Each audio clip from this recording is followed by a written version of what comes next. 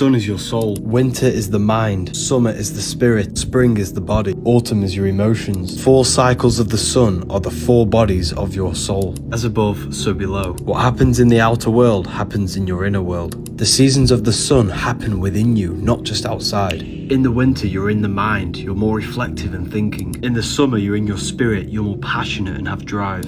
The autumn is your emotions. You're more emotional. In the spring, you're starting to do more physical things with the physical body. These 4 seasons happen within you. They change your consciousness. You are not a human in a universe. You are the universe experiencing itself in human form. You are Jesus with the 12 disciples, the sun with the 12 constellations. You are God. And your body is a temple for the divine essence of the universe to experience this physical reality. Knowledge is power, and without it, you are lost. You are far more than what you think. I'm not teaching you, I'm simply pointing these things out for you to realize about yourself. You don't live on a spinning monkey ball in space. Please do your research. There was no year 0. You know why there's no year 0? The word calendar comes from calends. Calends is the first day of the month the Romans had to pay off their debt. Calendar is an invention by Pope Gregory to remind people when to pay taxes. You are born into this copyrighted timeline, and this copyrighted timeline is on your birth certificate, which means you are owned by them. They did this also to lose concept of true time. We are not in 2024. The word month comes from moon, because a month is a 28-day lunar cycle. 365 divided by 28 is 13. We have 13 lunar cycles every year. Where is the missing month? This is where it gets crazy. We don't know what year we are truly in, people. The fluids in our body are in cycle with the moon.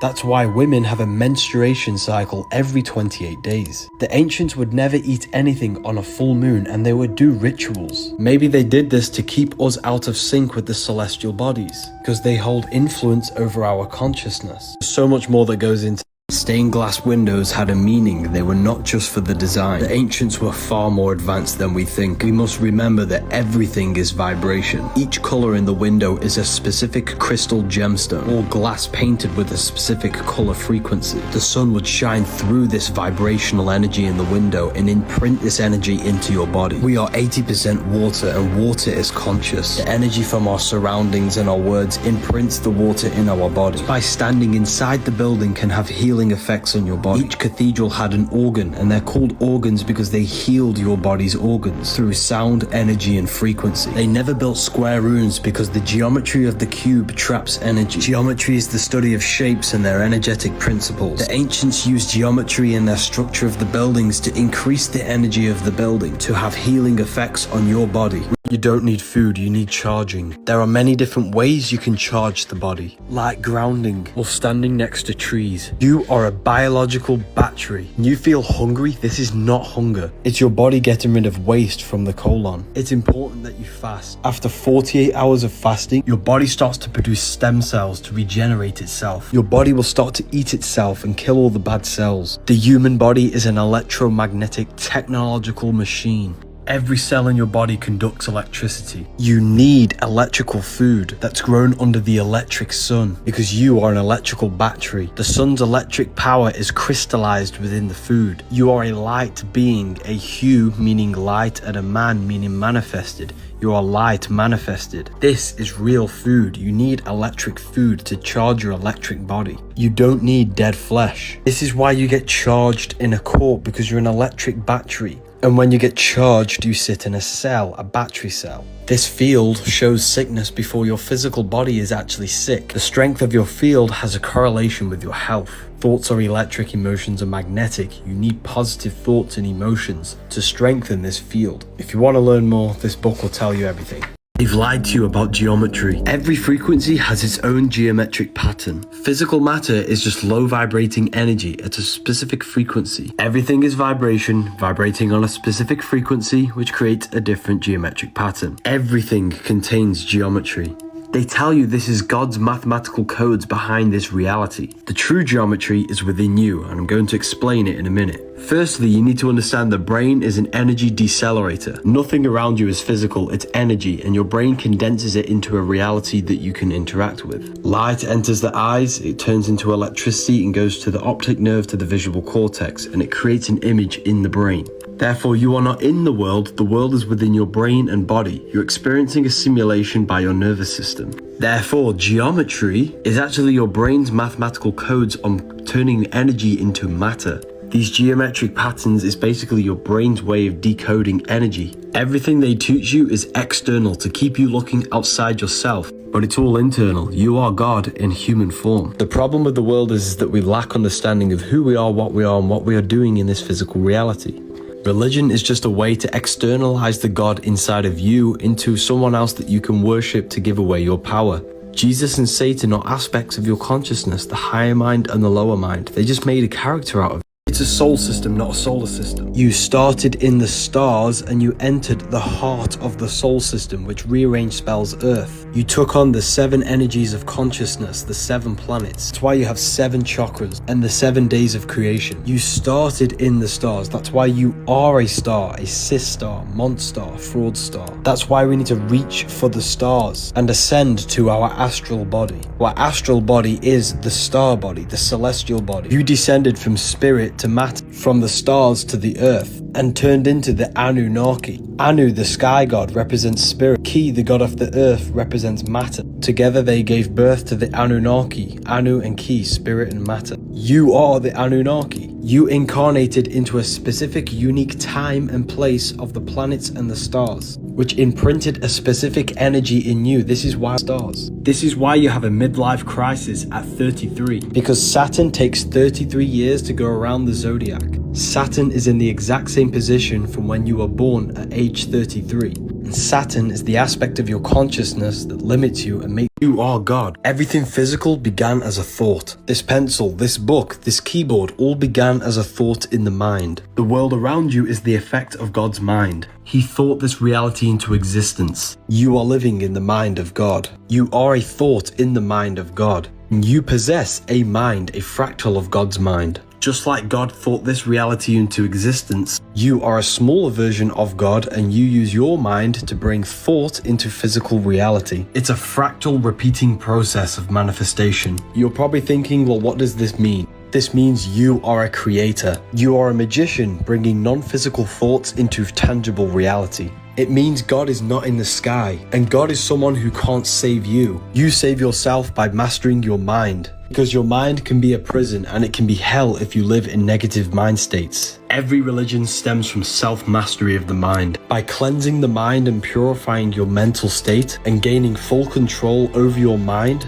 you can consciously direct thoughts and energy to the things you want to create in your life, instead of wasting all of your mind's energy on lust, food, and low-level pleasures. The name, the job, the reputation, and any external thing is not God. The true I am, the true source consciousness within you, is God. Climb the pyramid to higher consciousness and purify yourself of these external factors. And in this state is when the mind can create. Breakfast is break fast, because they don't want you fasting to regenerate your body. So they programmed you to eat dense food in the morning. And then when you're tired by 10 p.m, you need poison coffee for more energy. All you need to do is to fast till 2 p.m. Then have fruit or a smoothie, something easy on the digestive system. 60% of your energy goes to the digestive system. So when you fast, this energy can be redirected into regenerating your body and producing stem cells. Your body's encoded with self-regenerating technology. That's why you cut yourself, it heals automatically. It's the same with illness. Your body knows how to heal the illness you have. You just have to move out of your acidic environment to an alkaline environment. So your body doesn't waste its time fighting off the toxic food you place in.